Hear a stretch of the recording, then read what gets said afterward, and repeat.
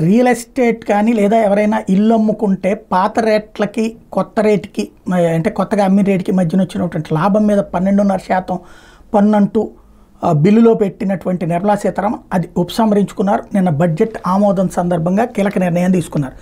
దీర్ఘకాలం ఒక ఆధీనంలో ఉన్న స్థిరాస్తిని విక్రయించినప్పుడు కలిగే మూలధన లాభాల పన్ను ఎల్టీసీజీ రేటుని 20% నుంచి 12.5%కి తగ్గిస్తున్నట్టు ప్రభుత్వం ఇటీవల బడ్జెట్లో ప్రతిపాదించింది. అయితే ఇప్పటి వరకు ఉన్న ద్రవ్యోల్బణ సూచి సర్దుబాటును తొలగించింది.